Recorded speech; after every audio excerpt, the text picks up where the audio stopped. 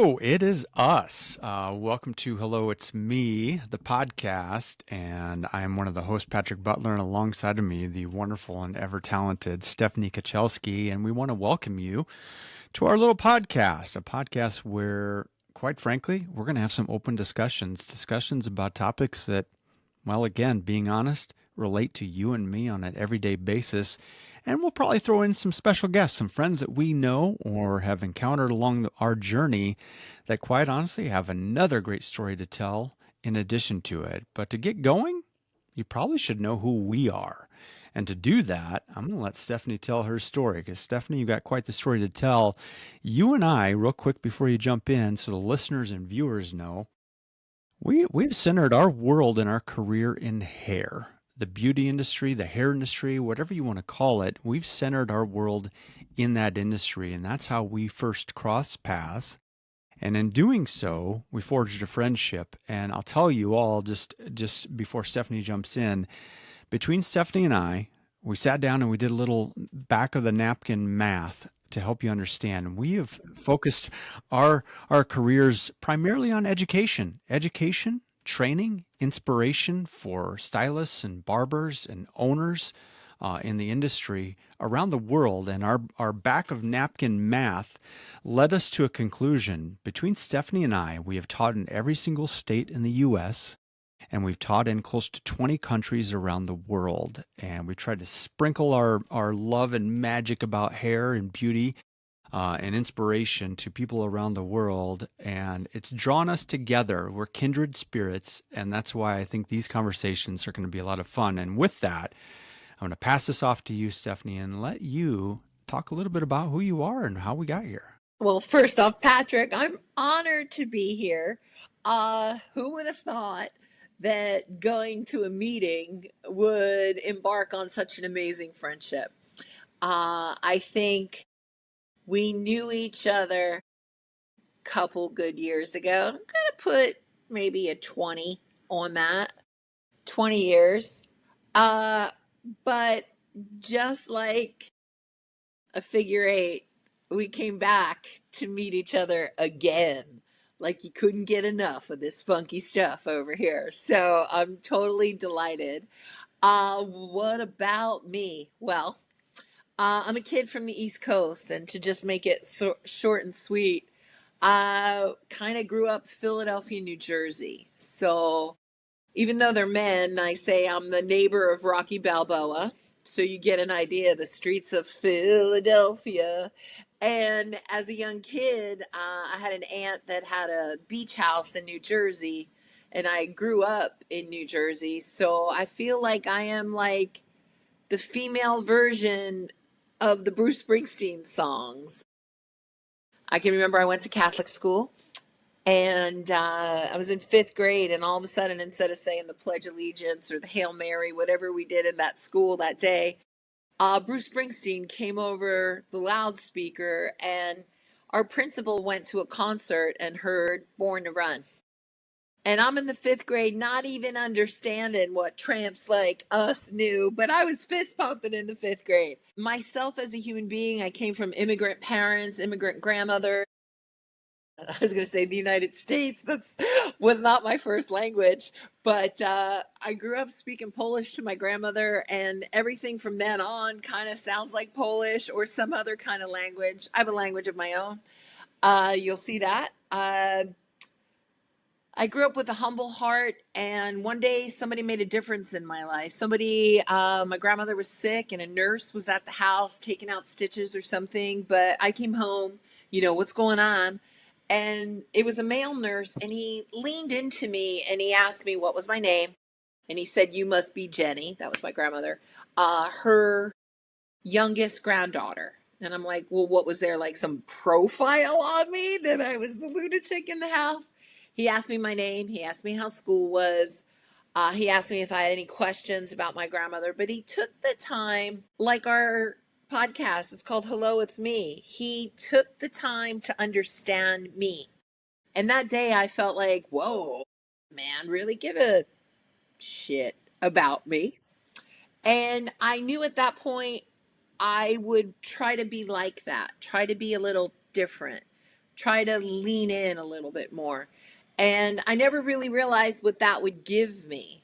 I was always a big kid. I was 5'7" in kindergarten and just the monster in the class. And, going to the hairdresser when you're 5'7" and maybe age 6 or 7, I used to come out of the hairdresser with like hairdos like Bewitched's mother and Dora. And I was like, what the heck is this? And then I remember my mother's hairdresser. She actually cut my hair. I always thought it was a Polish haircut, bob and bangs. But that changed my life. And I knew that I wanted to be a hairdresser because it was a shapeshifter. I could lean in like the nurse did. I could make people feel great. I could ask questions, and I was infatuated with hair. Flash 1982 beauty school. Maybe 2 months in, a very petite blonde, bleach blonde, red lipstick, an Englishman with an ascot and a beautiful jacket, and a dark haired gentleman with a beard and a ponytail walk into Philadelphia that night to my beauty school. They were doing a show in Philly. And guess what? That was the first day I met Paul Mitchell, Jean Bra, and John Paul DeJoria. I helped Paul with the shampoo, and you would have thought I gave him a lung. And I just stood there and smiled and tried not to say anything that wasn't appropriate. It was a little rough. And then he goes, why do you smile? Because I'm like, I don't know what to boop boop do. From that, you know, clap my hands. 40 years later, I work for John Paul Mitchell Systems. I am the educational ambassador to the globe. What do? I take care of guests behind the chair, one guest at a time. And the largest audience I've ever introduced was about 5,000 people in an arena in Rome. And I felt like I was in the Circus Maximus in a chariot or some crazy shit. I love life. I love living it. I sometimes live it a little hard. I travel, I teach, try to take care of myself and make the right decisions. I'm surrounded by a great group of people that help support me in every way possible. And I pay that forward and pay that back when possible. And one day I rolled into a chain of salons headquarters and re-met Patrick Butler. And that was right before COVID. It was November 2019. And I think we had one more meeting. Maybe it was over. I don't even know if Zoom was a thing. I don't know. And then through COVID, we just called each other whenever we were bored. I can remember taking down my Christmas tree with a couple glasses of scotch, and I can remember we talked until probably your wife was yelling at you to hang the damn phone up, where your kids were like, Daddy, come play with Barbies. Uh, I admire your tenacity as a human. You're never bored. You continually give back to your family and make the right decisions, even though it might not be what you choose. You do it on behalf of the commitments you make. I also know that you're a jack of all trades, from fixing a sink, knowing where the janitor's closet is, and how to make everything happen, to your amazing hairdressing craft. Watching you teach was like watching one of the experts first tell you about head position and where to start a haircut. Your magnetism from stage is outstanding. And Patrick, I just am enamored to be your friend. And I'm really excited to be here with you and our audience. So, welcome, audience. Now that you know me, the crazy lady with the hair, my grandmother always asked me, oh, comb your hair. And she would say it in like some crazy Polish accent. And I go, I did. She goes, with what, an egg beater? And I'm like, yeah, still doing it. So I just caught myself on the old camera here. I was like, whoa, okay, it's a little big today. But fresh lightener, what are you going to do? So, Patrick, you know me.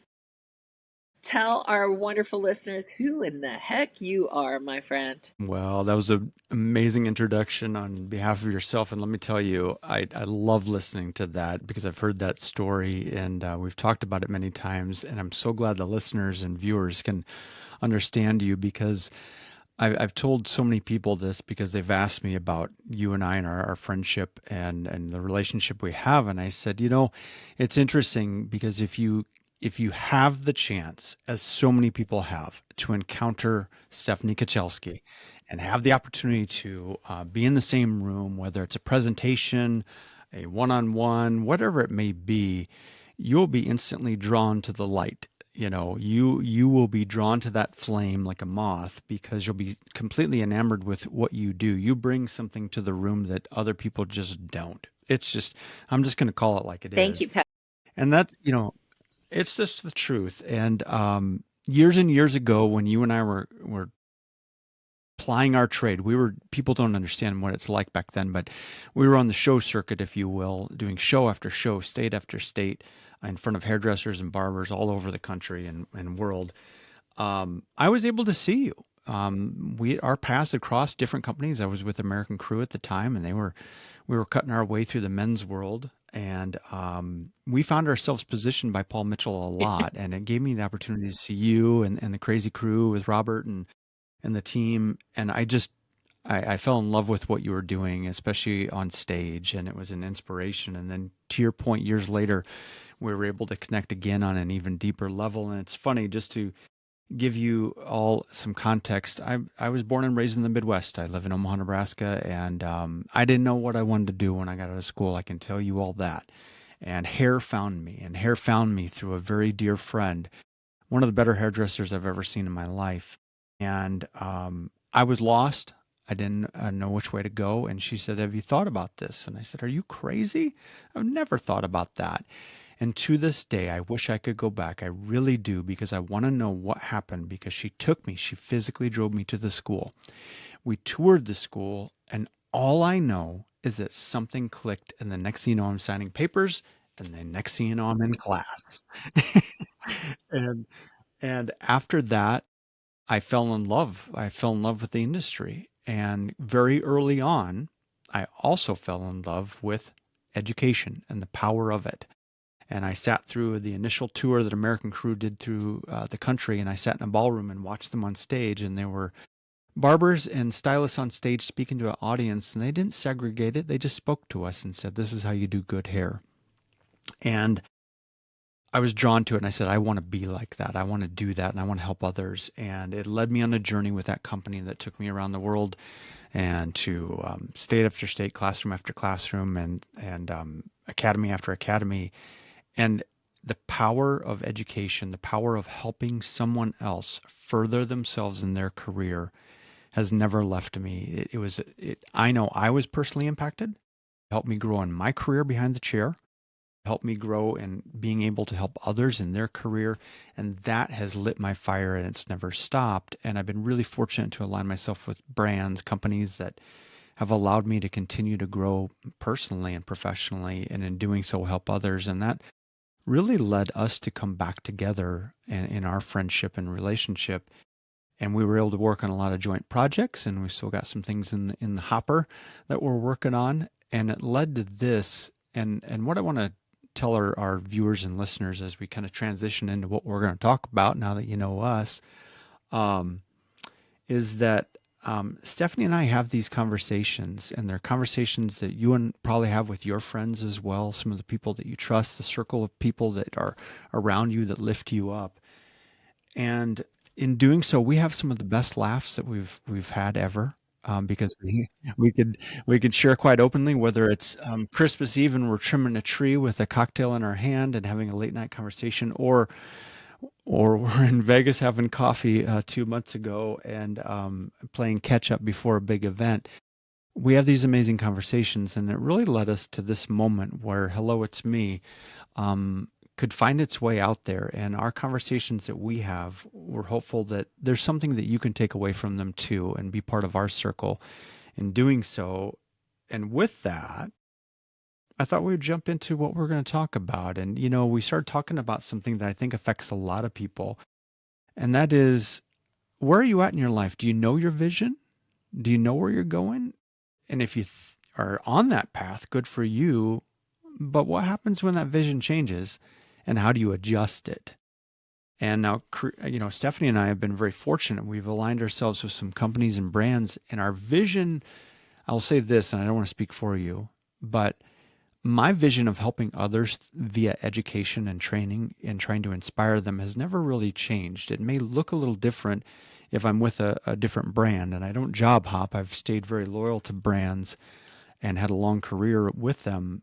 But needless to say, my central vision, that the thing that propels me, hasn't changed. Now, how I do that and what I do in the process, that may look a little different. And I think that your vision may be in line with that to a certain degree. Would you I agree with agree. I that? think, I mean, I've been hard stopped. People ask me, how many product companies have you worked for? I go, one. My whole career. My whole career. Now I'm also behind the chair, but I've also been in the salon I'm in now for 32 years. So I am loyal. And, I have a goddaughter, and she said, I can't believe you've been here that long. And I go, well, where else would I go? Because for me, I can't I can't be American and Italian. I tried it 2 weeks ago. I don't know enough of the language, you know what I mean? So I can only be me. And my loyalty is also like it's my bond, it's my way of looking at it. And I know that you're an extremely loyal individual for the practices and the brilliance you hold in your hands and your heart. And I think that, sometimes in life you get a little extra royalty for your loyalty. And I think that royalty is an adjustment in one's frequency. And I think that frequency it's what enables you to rise above the small stuff. I think every time you do good something good, I don't know what movie it is, but good deeds, good this, good that. I can just hear somebody, you get rewarded in a way. Some people might call it karma. My boss calls it frequency.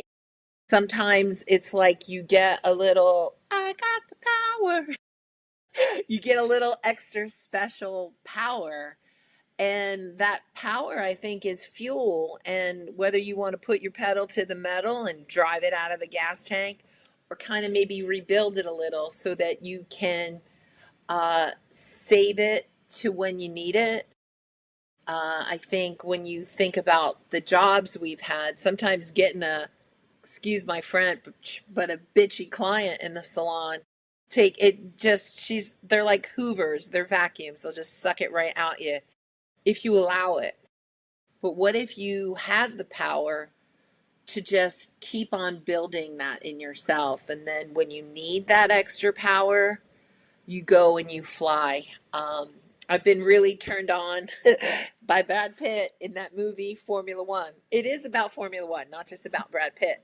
But in the Formula One, there's a portion where he's driving, and the announcers at the Le Mans say, but does he have the car? And the owner of the car says, no, but I have the driver. So I think if you look at knowing your vision, everybody can have a vision, but are you in the right mindset? Do you have the frequency to be the driver and hit that destination? Um, I do this crazy shitty thing every day. It's online. I pull out, it's the card of the day. And you just go through, and the card of the day was, you know, advice. It was a mirror. It was about reflection. Would you listen to your own advice the way you give your friends advice?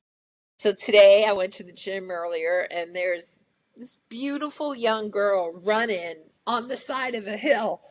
And I was like, and I was like, wow. And then in my head, I said, well, why don't you get your butt out on that path? And I was like, because I would be tumbling down the hill versus running down the hill.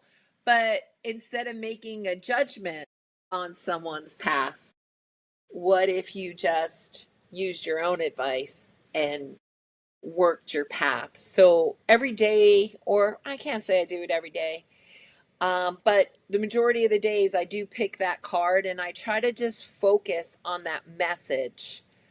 And I think, you know, your vision, it's one of the things that I feel is a little gift of mine. I help people find their vision. And with your permission, we talked a lot during COVID.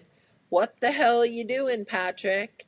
And you're like, well, I'm doing this at work. And I go, what are you doing for you? And in that time frame, you, my friend, have written and published a book with your sister, your adopted sister. You, my friend, have shifted jobs. You, my friend, are working for an entirely new company. And yet you're still doing what you love, but you brought yourself into the equation. And I think for so long, people can hide. On Instagram, there's somebody, oh, the celebrities that have these horrible diseases. Everybody's got AAHD. Everybody's got all those initial diseases. I do. Everybody dyslexic. I work in a mirror, for God's sakes. One of my Alice in Wonderland. We have to see through the looking glass. So finding your vision is really what the Spice Girls have asked us for years. Tell me what you want, what you really, really want. Tell me what you need, what you really, really need. So, by understanding the needs and wants of individuals, and again, looking at yourself and are you doing what you want to do? Are you getting what you want to get? Are you happy? Are you happy with your life? Are you happy with your partner? Are you happy with your home? Everything is a simple upgrade. And what you find is you can live like a minimalist if you have a maximalist life. Because life is meant to be lived. Are you going to be old in a rocking chair saying, I wish? I mean, I have lived more life than half the people in my family, and I'm still alive. Thank God. So, knowing your vision, yeah, I think vision is a great word. It's like GPS, where are you going? But GPS should be goals per second and achievement and celebrating the book, celebrating the publishing, celebrating that you're there at home to see your kids, celebrating. And I think that's the message that I'd like for some of these younger individuals. Or, one great thing about education is we deal with people from the first day of their career to the last day they decide to hold those scissors, clippers, or blow dryer. There's a lot of people that specialize, so they maybe color, or maybe they're just stylists that blow dry and style hair. And then there's the infamous cutter that's always chopping it off. Uh, Whatever it is, some people give away things that either they don't excel in, and then they concentrate on their strengths. But when you concentrate on your strengths, that's great. But sometimes there's something that goes a missing. So, whatever your vision is, know when you need to adjust it. It's like tight shoes, tight pants. Let the belt out. First of all, I agree. I mean, huge share there. Just to be fair and give some people context, Stephanie did something really amazing for me personally, and that is we, she's not kidding. We were having a Zoom meeting, and we had finished the meeting, and she said, "Would you hold on for a second?" And so all of our coworkers left the virtual room, if you will. And after that door was shut, she said, "Hey, what's going on with you? Your energy seems a bit off." Now, this is energy through a screen, mind you. And I mean, because we're zooming here, we're zooming halfway across the country. And I said, "Oh, your natural reaction is go, oh, no, everything's great. Everything's fine." And to brush it off. And Stephanie wouldn't let that go. And then we started talking to her, and she wouldn't let that go because she knew that, well, she wasn't buying what I was selling. And as we started to talk, she started asking me questions, and the questions led to that. What was my vision? What am I trying to take care of personally? What do I need to do to get there?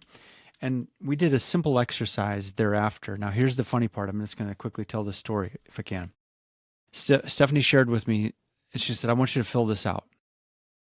And it was a simple exercise, everyone. It was a simple exercise to understand some of the goals and things that I want to focus on. I filled it out. I kind of humored her. And then we got together later at a later time to discuss it. And in doing so, she actually turned the screws a little bit, if you will. And she said, let's actually put some timelines on that. Oh, you're writing a book, are you? Well, when's that first draft going to be done? And I put a date out there. What else are you focused on? Is it finances? What's the date on that? Is it relationship? What are you going to do to put some time in there? And one of the things that she kept saying to me, and that I'm going to share with everyone here, is she kept saying, you need to save the space. You need to save the space. You need to save the space for you so that the outside noise doesn't distract you from what you're trying to accomplish, so that your vision can actually be achieved. Well, we put a date on it, I filled it out, and we moved on. Time moved on. And then we reconvened later. And when I say later, I'm talking a couple of months. But when we did, she said, okay, let's pull out that list of goals that you were going to achieve, the things that you wanted to achieve to hit your vision. I pulled it out. We talked about it. And she said, okay, you said you were going to have the draft of your book done by this date. Is it done now? And the second she said that, the second you said that to me, I started to break a You sweat. think I was coming I'm after you? not kidding you. I was like, oh shit. She actually asked me, and but here's the beautiful part of what she did. And I say she because I'm describing it to the listeners, even though you're sitting right here. Here's what you did for me. You asked me for the date. I broke a sweat because you called me out. You called me out on my crap, saying you said you were going to do this. Why didn't you? But the next thing you said to me was very important. I hope everyone takes this away. You said, okay, so you didn't accomplish it in that time frame. What do you need to get rid of in order to hit that goal? What do you need to remove so that your vision is more clear? And that spoke volumes to me, and that meant a lot to me, because once I started to do that, sure enough, I was able to hit that goal. I was able to finish that draft. Later on, we went on to publish the book. In other regards, with some of the goals that support my vision, I was actually able to achieve them. But it wasn't until you reminded me that I needed to save the space for myself, the adjustment that we were talking about. How do you adjust when it's not going your way? What's the crap that you've got to get out of the way in order to adjust to achieve your vision? And sometimes I think people get lost in a grand vision. I have to achieve this massive thing, when in fact something you said earlier in this conversation was important to me. And sometimes I think that the I say this all the time, the little victories that we win, and it could be in a minute, it could be in an hour, a day, a week. Those little victories, I don't care if they're small, they mean something and they add up. And that means that you can eventually take those little victories and win a bigger war. And the war is just achieving the vision that you wanted to achieve. And sometimes it doesn't have to be so big, and we make it out to be, and yet it could be small. And I love that you shared all that with me. I I think, think it's so powerful. I can remember going to that show in beauty school and seeing behind Paul Mitchell, there were several artists, and they had a program that they spoke pretty freely about on stage. It was called the Associate Program, and they had senior associates. But when you were a master associate, you got this silk banner with your name on it. And Homegirl just wanted the banner. What do I got? Who do I need to kill to get the banner? What do I have to do? Oh, well, you have to become an educator. Okay, easy. What do you need to do? Stand up and talk. Are you kidding me? I came out of my mother's womb talking, asking her what her vision was. you know, um, by being a bigger kid, people threw responsibility at me right and left. And I took it because you never know what's going to happen. I once got a phone call from our president at Paul Mitchell, and he told me that my boss, John Paul, was going to be somewhere, and John Paul might find himself needing a hairdresser. And I was like, okay. Now I am in Copenhagen when this call comes in. I am flying to Canada to do a hair show. So I went from Copenhagen to Canada. I was supposed to go to Columbus, Ohio, but instead I just called from Canada to find out how much a ticket was from Canada to New York City, because that's where my boss was going to be. I got the guy off hold, Luke, our president, and I said, "All right, well, listen, the change in the flight's $275. I can make it happen if you give me permission." He goes, "Done." I go, "Done. I'll see JP." Now, and later on, he sent me an email and he said, "I appreciate it that you checked out the flight later." So it's the little things that mean a lot to other people, the spending of money. He always used to say something like, "It's the pennies that make the dollar, it's the dollar that makes the whatever." But like, didn't care about spending $275 on an airplane ticket, but for $1.98 FedEx or whatever, he'd hang you in the closet, you know? So like, you just, when you know what is important to other people, it's great to help them almost free dive, take the plunge. That a hairdresser could have the vision of writing a book. Are you kidding me? How outstanding is that? And when you shared the book story about your adoptive sister, who was not Caucasian, she was Asian, growing up in Omaha, Nebraska, uh, it was a very strange time during COVID. The country woke up, but you were woke as a young man having a sister that was not of your blood or your parents' blood. The changes that did, the world needed to hear that story. The world needed to hear it to help your sister heal and help you evolve. Plus, how many other people have had stuff like that go down? And the way you would put it is the same way you would do a haircut training, in the gentle, kind way. And as I sit here with you, don't fall over. But this little notebook is the start of my book. And every day I spend 10 minutes in it. So this morning's 10 minutes, I think it's going to be like a restroom book. Uh, I think it's going to be a book about what I learned from people I worked with. Because 40 years and the people I have worked with have helped shape this person that's called Stephanie Kachelski. And yes, I am a human being. I'm not an alien, even though sometimes people might think so.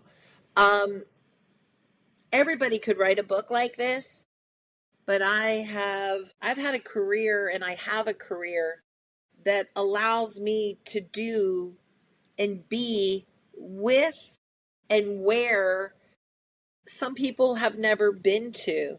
That a kid from Philadelphia, like I look on Instagram a lot. It's my TV because I can't figure out how to work all the contraptions when I travel.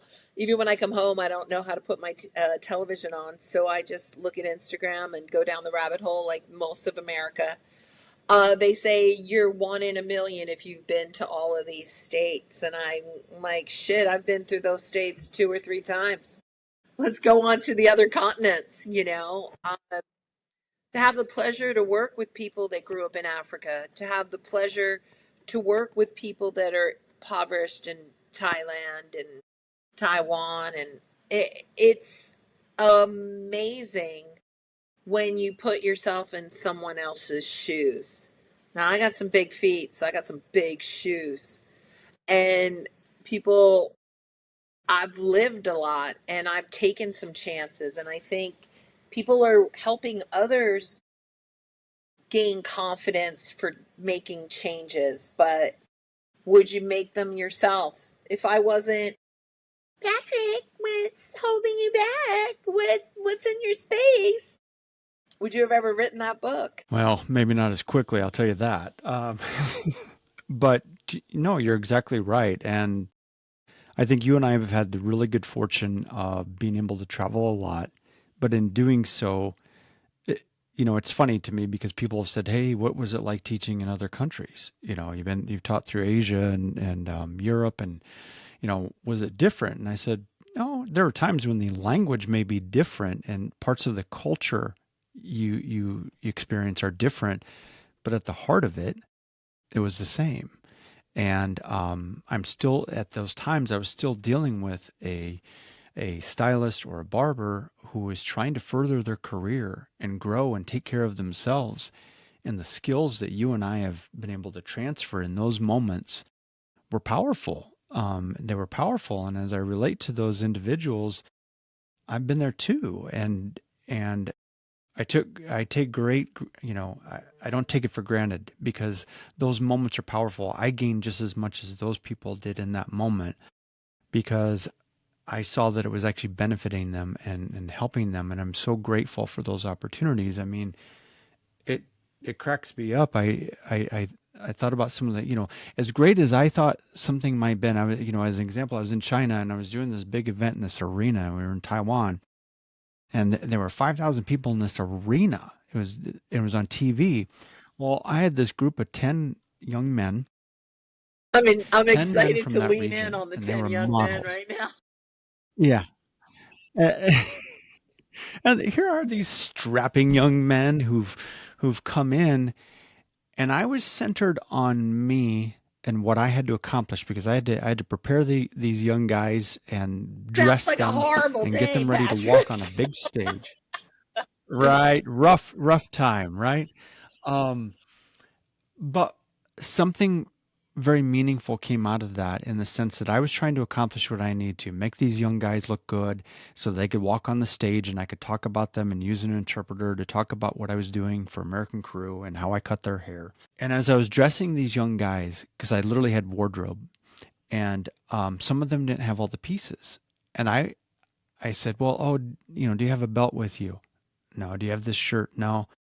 I was pulling my own shirts and belt and pants out of my suitcase that I literally had at that time, and I started talking to these young men and using this interpreter. I realized that some of these guys had traveled great distance to be a part of this event, and it meant something great to them to be a part of something bigger than they'd ever experienced.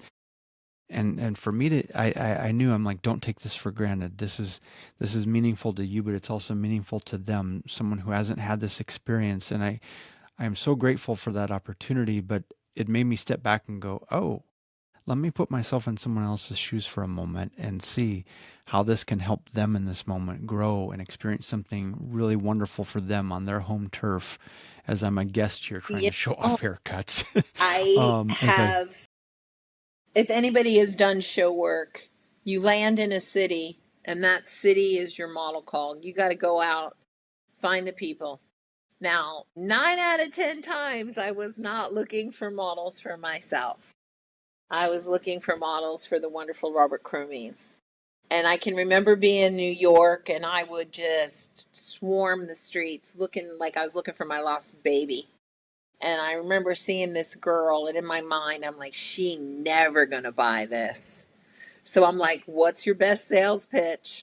And I'm like, what would it mean for you today if I was enabled to change your life, pay you for your time, allow you to be seen on television, and allow you to have the finest haircut that you will ever have in your life? I stopped the scroll. She was a model of Roberts. I was the helping hand, so I got to color her hair, shampoo her hair, blow dry her hair, and like a master, he went and changed her life with an amazing haircut. We parted ways. She got the money. Everything was perfect. Maybe about 7 or 8 years later, I'm checking into the Dream Hotel right across from Bryant Park in wonderful NYC. And I'm in line and she goes, "Welcome, Stephanie Kachelski." And I'm like, "How you know my name?" How do you know how to say my name? Say my name. And she goes, and I hate when people say this, "You don't remember me." And I'm like, "Oh my God, what did I do?" And then I looked at her and I said, "Yes, I do. I met you on blah, blah, blah, blah street and da, da, da, da, da, da." And I said, "So tell me, did it change your life?" She goes, "It not only changed my life, it changed my family's life and enabled me to see a difference." So a lot of times in life, you're put in a situation, and I mean, I've been to Turkey right after 9/11. What was I thinking? And we had American flag wardrobe too. So that was real smart, you know? Um, like, what were we thinking? We weren't. We just went out and did our job, which again was elevating the frequency of the individual or and elevating the frequency within a room. And you never know, like when I started the podcast, that male nurse, I wish I could remember his name. I was like in second grade. You know what I mean? So I'm going to give myself some grace. But that man changed a bit of my life. My mother's hairdresser, Berta, changed my life. Another hairdresser I went to, I can't think of her name, but that lady, whew, she gave me the infamous Dorothy Hamill wedge. And that was, I'll have to pull out one of those pictures. That'll be a good night of drinking for you and I. Um, I think it's important to never forget the difference that you make in an individual's life. And then again, using that reflection, being Alice in Wonder, again, looking glass. Are you making a difference in your own life? Because some people just give up. The average person, the world says, lives until 80. So that's 960 months. Okay, well, I'm going to be graced at 62 this Christmas. So that leaves me about 18 more Christmases, but I know I'm not average. And my boss telling me he's going to live to 125. And if he's got some secret, I know he's sharing it with his favorite ponytail hairdresser. But 18, that means I got to get my butt moving on this book, on this house that I have the pleasure to have. It's like you've got to move yourself in increments, and usually what's in the way? You're overdoing things, or you're wasting time, or your habits are not in the right framework. I have to plug in, Patrick. I'm losing power, Sure. so hold on. Okay, there we go. I heard the little beep. Okay, we're in. Whew. My uh, my boss has a saying that she uses all the time, and we hear it every day. Or when I shouldn't say every day, but when we're working on a project or we're trying to accomplish something, and she will constantly remind us, don't let your pursuit of perfection get in the way of good. And it's a really good reminder to me and to others around us.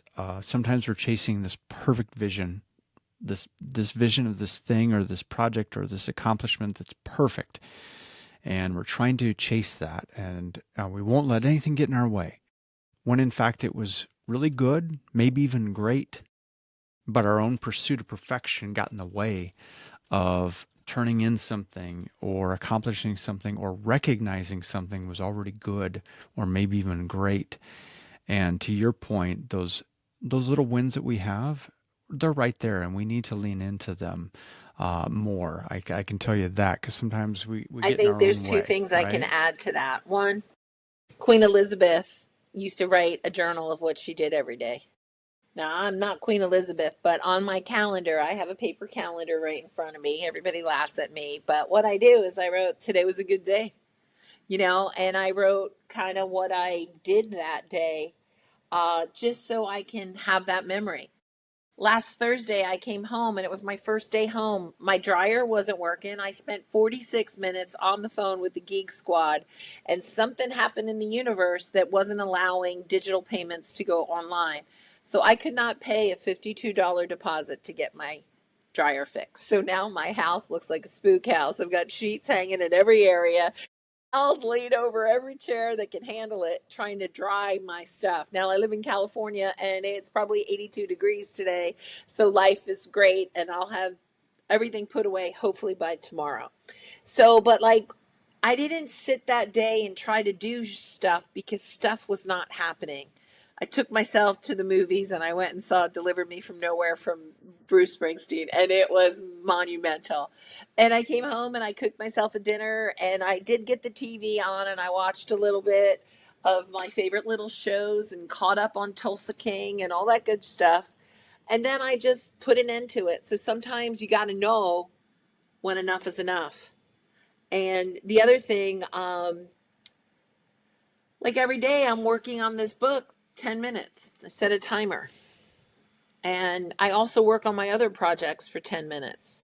I just got back from Italy, and in April I was given a amazing opportunity. We have a brand new academy in Rome, and it services monthly classes. So I got to do the first master class, and I called it Arts Class.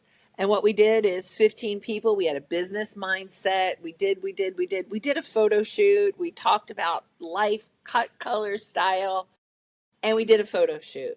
But I worked on that class 10 minutes every day I was in my office. So 7 months in the making, and yet I have to do about seven more things and it's out. And I couldn't believe that I was able to focus on that. And when you use that 10 minutes a day, you live with the 3Ds. You discuss what you want to do, you design what you want to do, and then every day you decide how you're going to build or shift that vision. But if you keep the 3Ds in mind, it's your truth. And then you can go ahead and build any structure, any standard, anything, because you've already done the layout. And deciding is the hardest thing because you're going to battle. Is it good enough? Don't make that decision. Let your producer, let your designer, let whomever. Uh, a lot of times people say when you're doing something, keep it a secret because you don't want people to derail your vision. But find somebody who's going to be a cheerleader. Like, Patrick, when's the book coming? Because I got to pick out an outfit, you know, to be on the red carpet when it's in a movie. You know what I mean? I think Ethan Hawke would play a great you, Patrick.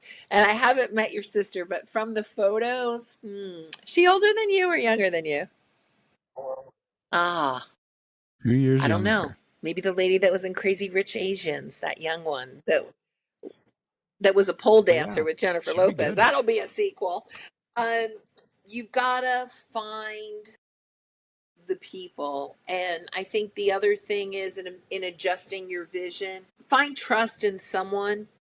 And I thank you for always trusting me with pushing you along. Um, but like, it could have been a book. It could have also been a podcast.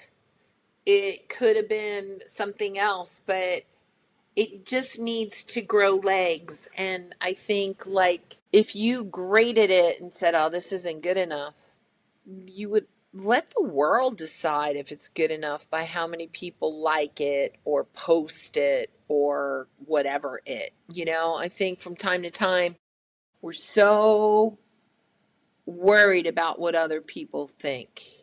I don't know, about 20 years ago, Robert Cruming's salon had the special opportunity to go do the alternative hair show at the Royal Albert Hall in London. I got to see my first one in 1997. And Jean Broad took me and she cut off the front of my hair. Like, I'm not weird enough looking. Now I'm half bald. I had on a fancy dress. I thought I was everything that year, and I was blown away with what I saw. And I'm like, can we get in? And it was probably about another 10 years before we got in. And we got to do a show where we had to make the costumes, and We met at my house, and it was the show team. And whoever had the idea got to go on the show. And there was only 5 of us. So one was wardrobe already, one was definitely Robert, and the other one was makeup. So there were 2 other individuals that could go because there's only 5 allowed in. So we're like, okay, which one of the hairdressers is going to get funky and, be dressed half naked on stage? Because there's a few people that could have that opportunity. Who's going to pay their own way? Because we only got 5. Well, we sat at my house all day and I had pictures and let's do this and hey, what about this? Or let's do this, whatever. And Robert's like, nope. He must have said nope about 100 times to me. And at that point, I was ready to go get the blender and like put his hand in it or something. No, that's really demonic. But I got one more and I ran into the garage because that's where I keep all my shoes. And I put a sneaker backwards on my head and I ran in the house and I go, what about shoes on the head in the hair? And he calls me Edna and he goes, Edna, that's it. Now, when we did that show, I mean, I had cornrowed the people's heads around the mouth of the shoe. If the shoe has a mouth, I don't know. It's where your foot would go. I had taken the weight out of the shoe, removed the heel, and just painted it to make it look like it was still there. Cut holes in the shoes, you name it. And, Oxfords or brogues, because there's less shoes in an Oxford. There's 17 pieces, I've taken them apart, of leather that you can't get anything through because of how they're bound and layered. Whatever, lots of crazy information. But I sewed that shoe on and I said to the model, when you see yourself dancing, you will forget how painful this is. Just be with me. Do you trust me? Do you love me? And I just rooted those models on. And when they danced, so many people, when we're in the wings of the show, are like, aren't you worried about the shoes falling off? I'm like, no, I did my job. I did my homework. I sewed that shoe on. If I didn't take it off, it'd still be on that lady's hair, you know? So don't let, when you're ready to go and commit to do something, give it your all because that's all you have. Always do your best and don't second guess yourself. I mean, I know I put a dog on my mannequin's head and let them try to get that shoe off the mannequin. It was not happening. Uh, do your best and deflect. I think so many people are worried about what other people think. Don't worry about what other people think because when you do, you're never going to find the space. You're going to be swimming in someone else's. So I think that that's really great. And I think I want to talk about a few minutes of how we named this podcast. Hello, it's me. Now, That's right. one of the That'll be greatest our way things out. that we Yes. have the pleasure of doing is usually whenever I got to where our meetings were, it was usually the end of the day. So we would go have tacos and margaritas or whatever. Uh, or in the morning, it was Starbucks. And that one morning, we both maybe had a tequila too much. We needed some extra strong coffee. And you're like, hey, I got a friend at Starbucks. So we're in the line, and it was taking a bit and we were talking, but there was the order and what can I get for you today and all this noise. And sometimes when there's too much noise, you got to shut up. And I can remember playing a game with you was with my phone. Can you guess this tune? And I'm like, what's your favorite genre? And you're like, rock. And I'm like, what year? So I'm like going through my iTunes library and it also was the time at Sex in the City when Carrie Bradshaw's Mr. Big passed away, and Todd Rundgren, who I'd always loved because he's from Philadelphia, rock genre. So got to have his essentials in my catalog. And it was like, I don't know if it's a guitar or if it's an organ, but it's a riff that starts it. And then I don't think you got that song. And then you had the pleasure of me singing it alongside Todd Rundgren. But one thing I love about you is you never forget a moment of stupidity as we hang out together, and that this first podcast is about Hello, It's Me. And I think for all the listeners out there, you gotta, it's like playing that game. You gotta put your whole self into whatever you're doing. Doesn't matter who you are, what you look like, where you're from, what you got, none of that. You want something, let it be known, let it be said. And if you commit and do it, again, you're gaining that frequency, you're gaining that flying ability. And I know what it's like to be on stage. I know it's the greatest feeling in the universe, because somewhere there's a puppet master that has prepped you, has rehearsed you, and you're just put on the stage of life. And take the show aspect out of it. If you put yourself out there every day to people and have a helping heart, helping mindset, hello, it's me, you're going to start to shine and be out there. But find somebody to hook your judgment, put yourself in that, and just have the belief, because you know what?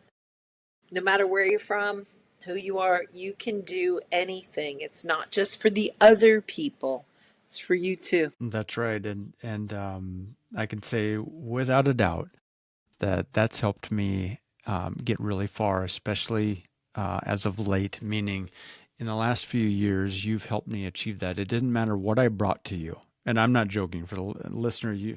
I know that I'll never be able to share this, but it didn't matter the idea. I knew that Stephanie was going to take it and go, well, how do we make it happen? I mean, it didn't matter the idea. She was like, let's make it happen. Find yourself a cheerleader and believe in yourself. Believe in that vision. Don't let go of it. You may adjust. That's okay. Adjustments are part of life. But keep steady with your vision. And if you can along the way, find yourself a cheerleader. Because once you've got it, you're gold. You're gold. Well, my friends, we've come to the end of episode 1 of Hello, It's Me. And we got many more. We got some great things coming your way, including some guests as well. I invite you to follow along. You can follow us. You can watch us. It'll be on YouTube. It'll be on Spotify and Apple iTunes as well for your listening pleasure or your viewing pleasure. Either way, we want to say thank you. Thank you for taking the time to listen to us, to join us and be part of our circle. I love Hello, it. it's me, and we're here. Patrick, Take care, thank my you. friends. Thank you, Take care, my everybody. friends.